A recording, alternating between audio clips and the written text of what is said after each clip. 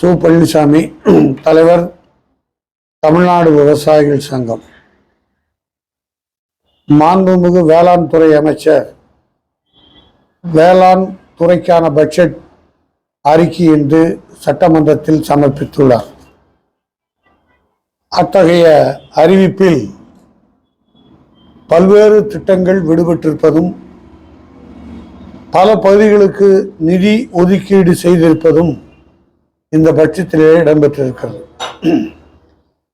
குறிப்பாக தமிழ்நாட்டினுடைய வளர்ச்சி குறித்து நீரின்றி அமையாது உலகு என்று சொல்லக்கூடிய அந்த மொழிக்கேற்ப தமிழ்நாட்டில் ஓடக்கூடிய அனைத்து நதிகளும் இணைக்கப்பட வேண்டும் என்கிற அறிவிப்பு அவருடைய வேளாண் துறை பட்ஜெட்டில் வெளியிடவில்லை.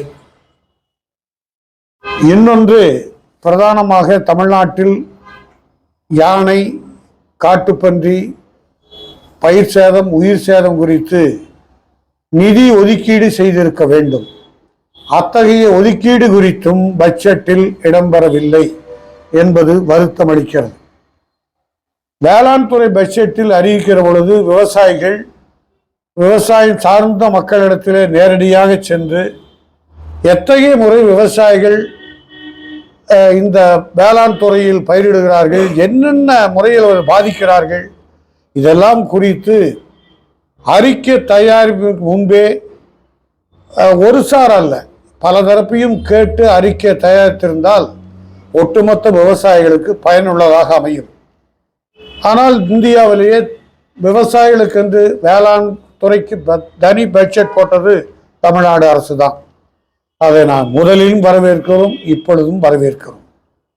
வெறும் வரவேற்போடு இல்லாமல் அந்த வரவேற்புக்கு உரிய முறையில் பணியும் இருக்க வேண்டும் என்று விவசாயிகள் எதிர்பார்க்கின்றோம். பல கோடிக்கணக்கான தென்னை மரங்கள் தமிழகத்தில் இயங்குகிறது, விவசாயிகள் செய்து வருகிறோம். குறிப்பாக கோவையைத்தான் அதிகமாக விவசாயிகள் தென்னையை பயிரிட்டு வருகிறார்கள். கேரள அரசு தென்னைக்கென்று தனி வாரியம் அமைத்தும் ரேஷன் கடைகளில் அந்த மக்களுக்கு தேங்காய் எண்ணெய் வழங்குகிறார்கள், தேங்காயும் வழங்குகிறார்கள். தேங்காய் உற்பத்தி செய்யக்கூடிய விவசாயிகளுக்கு பயனுள்ளதாக இருக்கு, அதை பணியாற்றக்கூடிய தொழிலாளருக்கும் பயனுள்ளதாக அமைகிறது. இந்த திட்டத்தில் 36 கோடி ரூபாய் ஒருங்கிணைந்த தென்னை வளர்ச்சிக்கு ஒதுக்கீடு செய்திருக்கிறார்கள். அந்த நிதி போதாது. இன்னொன்று, மண்புழு உரம் தயாரிப்புக்கும் 2 கோடி ரூபாய் ஒதுக்கீடு செய்திருக்கிறார்கள்.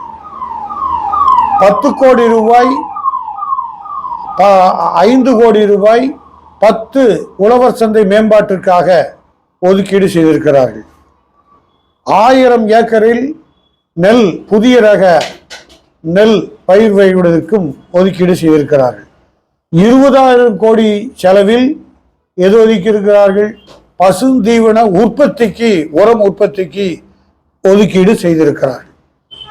அதே போல தேனி வளர்ப்புக்கு ஒதுக்கிறார்கள். இதெல்லாம் சிறு சிறு வரவேற்புகளை பெற்றிருந்தாலும் கரும்புக்கு ஒரு டன்னுக்கு 250 ரூபாய் வீதம் 250 கோடி ரூபாய் பட்ஜெட்டில் இன்றைய தினம் அவர் வாசித்து முடித்திருக்கிறார். நம்மளுடைய கோவை மாவட்டத்தில்